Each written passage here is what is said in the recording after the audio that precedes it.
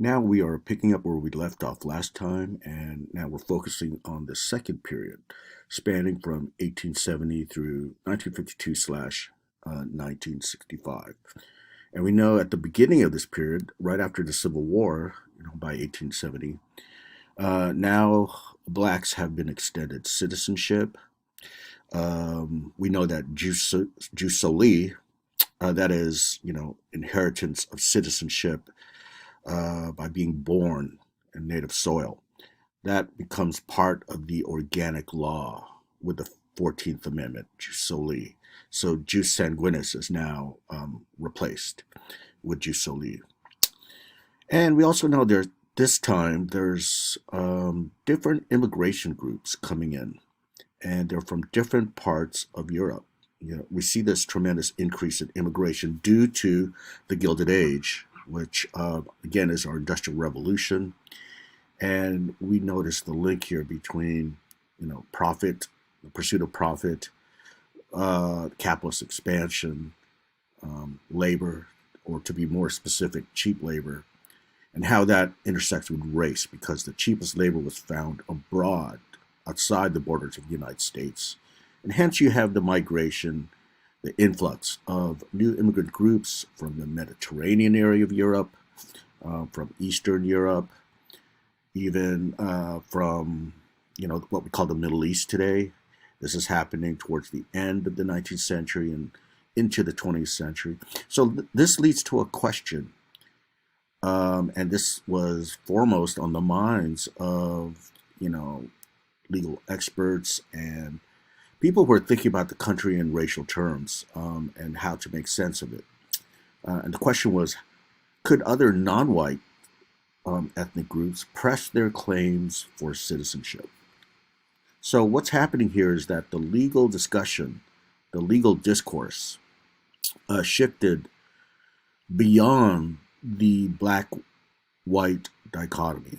Okay, of course, the black-white dichotomy is applicable to the 14th Amendment, because really that's what it was about before this new immigration coming in from, again, Southern, Eastern Europe, let alone Asians, right? But again, you also have now the situation where new ethnic groups forces many of our legal experts to think beyond this black-white dichotomy. For example, you have groups from Syria, Syrians, Armenians, Latin Americans, and they began to notice that these groups could not be neatly placed in those tidy categories of the black-white dichotomy. Where do they fit in? And obviously what's at stake here is, if they fit in with the white dichotomy, or the white side, excuse me, then that means they could be conferred citizenship, and thereby accrue the freedoms and rights that comes with citizenship.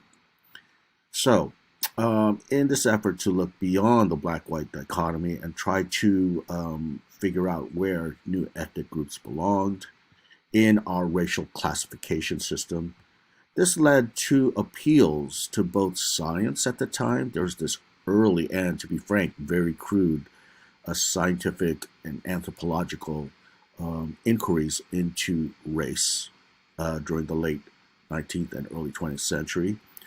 In fact, this is more of a pseudoscience, to be frank. Well, there's appeal to that, as well as to even just common knowledge, like common sense of what is white, what is black, right? And they're trying to define this with more precision, because, again, this is happening through the law. That's why we're discussing laws right now. And notice our shift here. We're starting to talk about the legal construction of race. Right now, we know it happened, in the black-white dichotomy prior to that, but here it starts thinking beyond that confined view of just black and white, like I said. Okay, now when we look at this second phase here, and again, we're talking about naturalization and citizenship laws as it relates to race. You have certain landmark cases involving Asians that are challenging things like being barred from citizenship, let alone How do you classify them? Should they be given uh, citizenship through naturalization? So one of the first cases actually of an Asian vying for citizenship took place in this case in Re Ayup. Okay, in Re, well, the Supreme Court cases are these three. So in Re is not. It's lower court. That's why it's in Re. But basically, here's a person claiming that he should be given citizenship, right?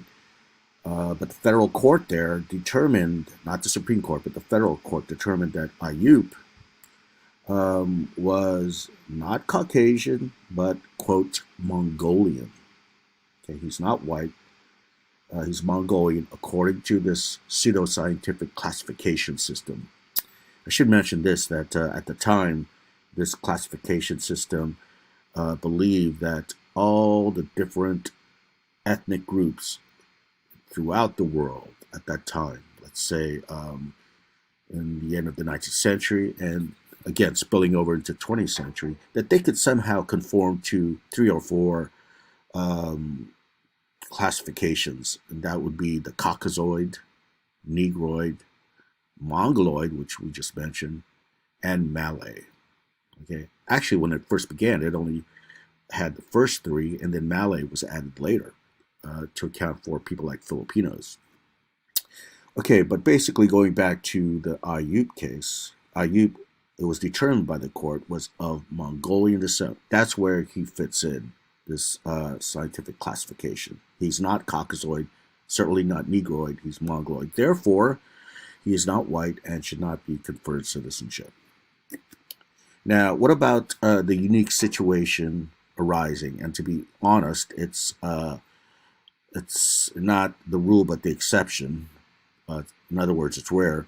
But there are unique situations arising whereby some Asian immigrants are having children, and I should say it's mostly the Chinese at this time as it applies, right? In terms of being rare. What about these Chinese immigrants having children in the United States? Okay.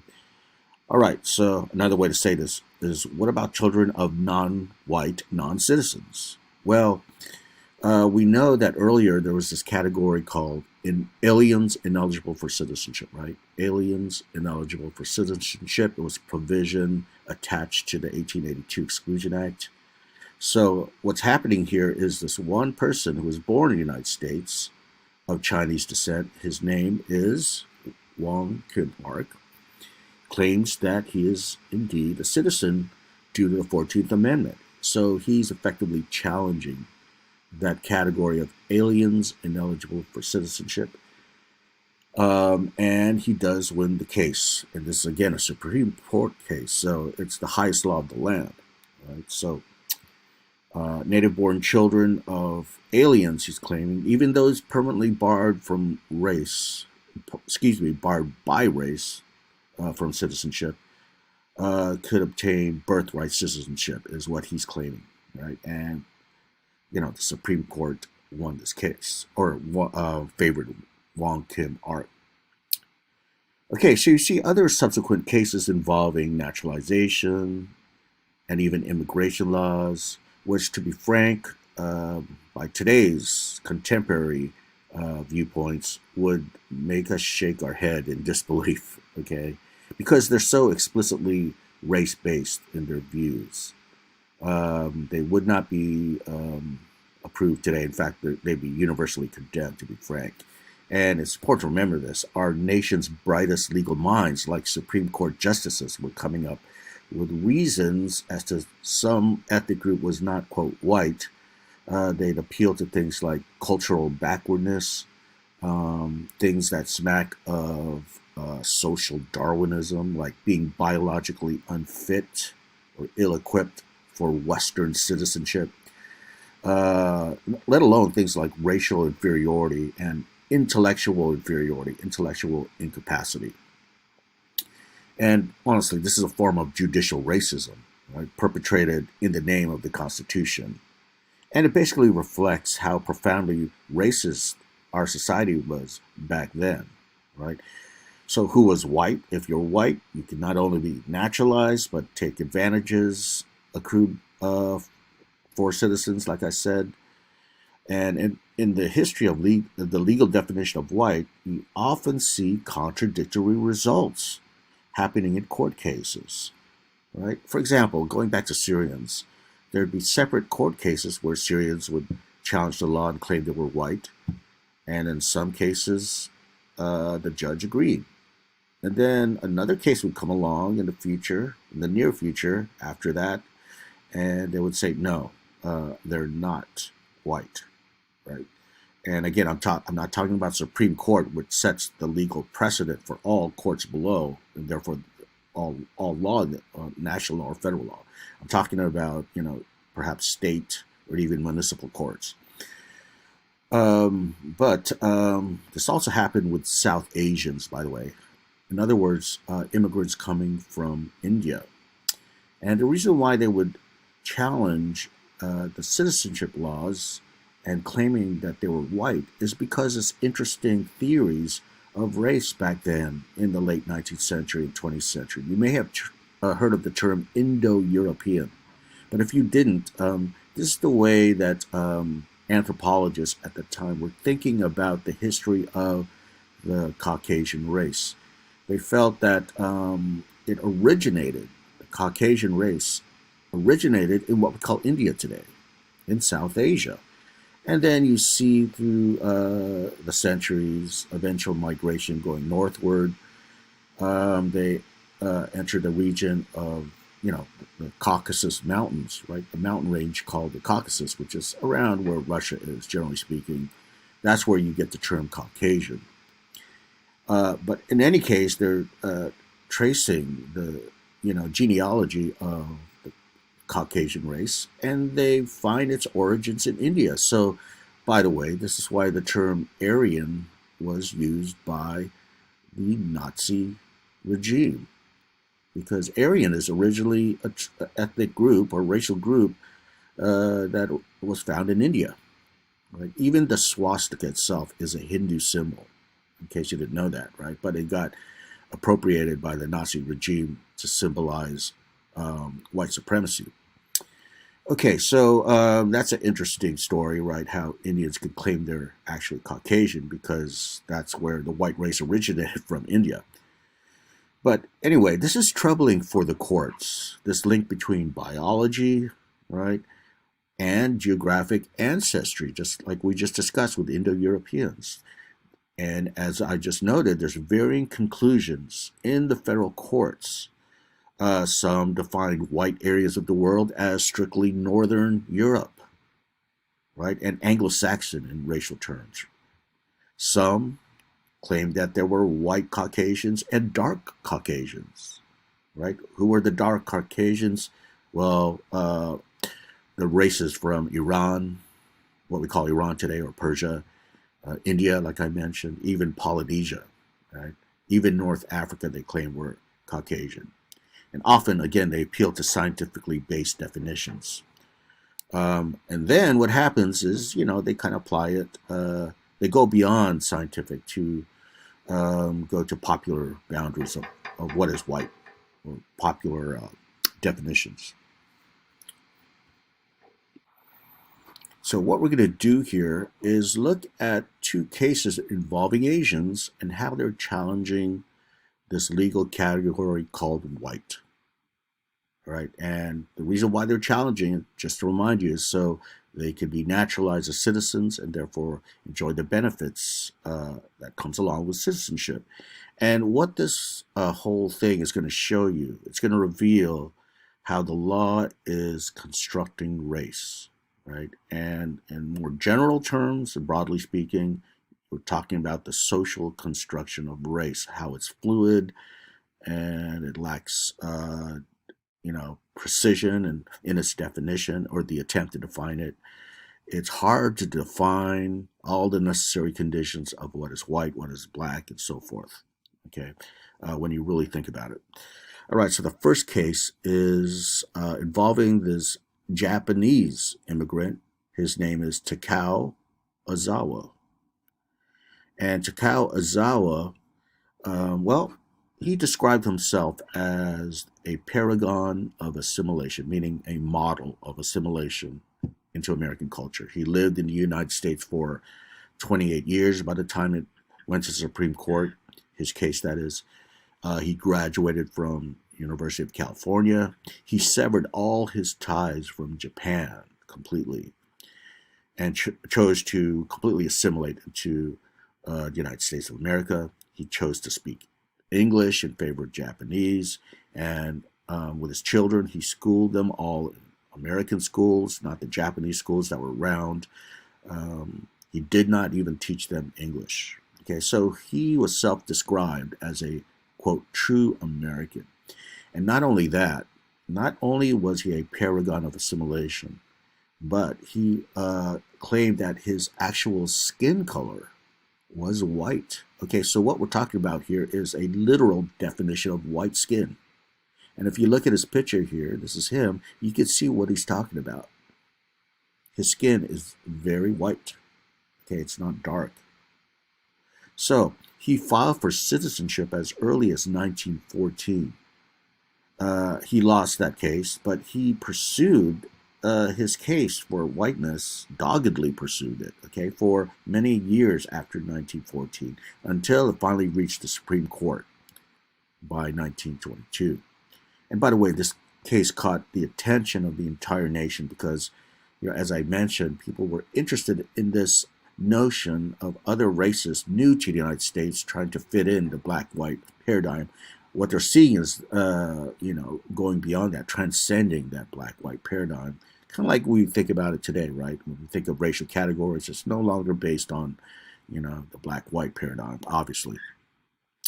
Okay, so the case caught the attention of Japanese Americans especially because they wanted to see if they could actually obtain citizenship. Okay, so again, he's interpreting this idea of white person quite literally. Now, the court recognized that skin color alone does not define whiteness.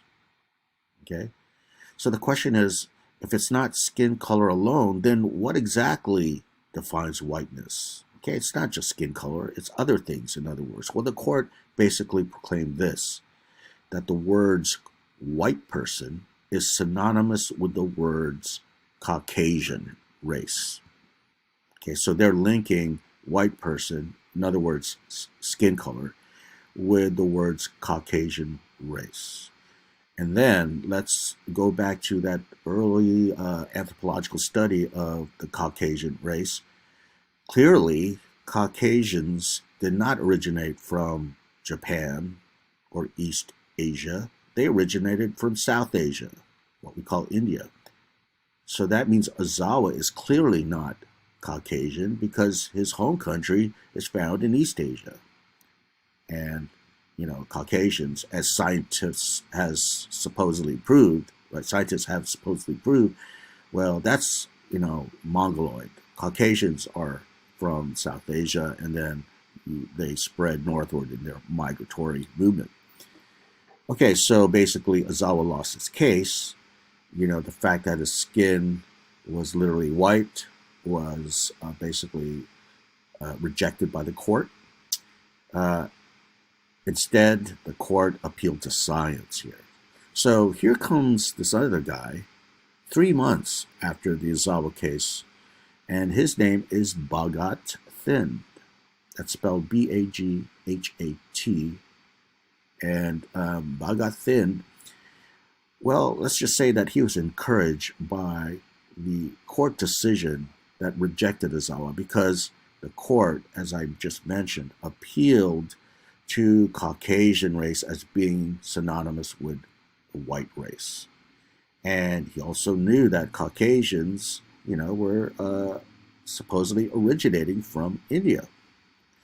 So, he files for citizenship. And by the way, he also was quite assimilated, maybe not as assimilated as Ozawa, but here is Thind here. And he fought in World War I. He was a veteran. And, he was upstanding citizenship. So he felt that he deserved citizenship. And not only that, it's due to the scientific evidence behind it. Now, this brings up the question before the court. Were Hindus born in India white persons? Now, you hear the word Hindu. I should say back then, Hindu was used as almost synonymously with anyone from India. Today we'd say Indians, right? People from India. But back then they used the term Hindu a lot. In other words, they're thinking about religion and even language, Hindu, right? So the question was, were Hindus that were born in India white persons? Were they Caucasians, right? Okay, so Thinnes, again, must have been confident with the Ozawa case, whereby white equals Caucasian. And I should say, this was the trend in this anthropological study at the time, where they concluded that Asian Indians were indeed Caucasians. You see some cases, by the way, in the lower courts where, you see some Indians claiming they're Caucasian, and then the lower courts would say, yes, that is correct. Okay, so this is different, though. This is the Supreme Court. Now, here's what happened with the Supreme Court by 1923. They basically ruled that it is common sense, it is common knowledge that persons from India are not white. Okay? In other words, they're abandoning the scientific evidence in favor of just common knowledge, common sense. You look at the skin, and their skin is not white. Okay, let me give you a quote from one of the Supreme Court justices. Quote, "It may be true that the blonde Scandinavian and brown Hindu have a common ancestor in the dim reaches of antiquity. But the average man, in other words, the common person, like with common sense, but the average man knows perfectly well that there are unmistakable and profound differences between them today." Okay, what this quote does from the Supreme Court justice here, who was involved in the case, obviously, this statement affirms that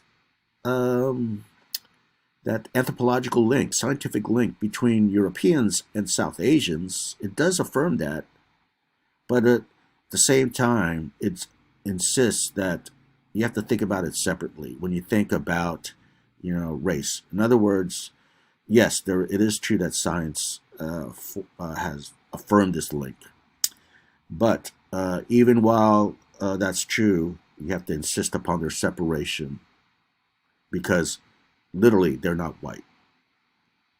Okay, so notice that the irony is clear here. They change their reasoning from this one here, Ozawa, where they based it on science at the time, and then the Thin case, they abandoned science and they appealed to common sense, which was Ozawa's argument in the first place. Common sense says, I am white, but now Thin says, well, science says I am white, and the court says, no, common sense, you are not. So it should be obvious what's happening here.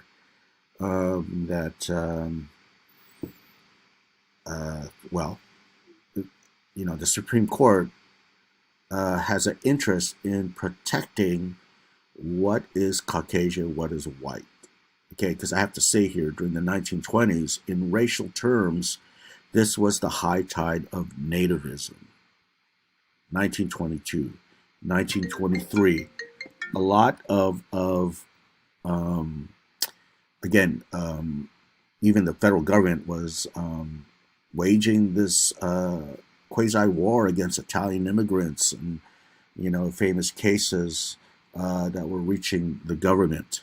You even had things called the Palmer raids, where Palmer, who was the head of the FBI, was raiding immigrants from Europe, right? And basically denying them their constitutional rights. Okay, and then, let me go back to this slide. The culmination of all what I've been talking about during the 1920s would be this, the 1924 Johnson-Reed Act. Okay, notice, I just said this is the high tide of nativist immigration laws. The Johnson-Reed Act would basically set quotas, natural quotas, for each nation. Each nation would have a certain ceiling in terms of immigrants coming over every year. And if you look at it, and by the way, feel free to Google this, you look at the quota system, you'll notice that the European nations from, let's say, Northern Europe or Western Europe, the allowable number of immigrants per year was very high. The quota was set high. For darker nations, you see them quite low. Okay, if you were an African nation, I think the ceiling was about 100 per year, right, at the most. And when it came to Asian countries, they cut it off completely. This is the Asian Exclusion Act that's attached to the Johnson-Reed Act.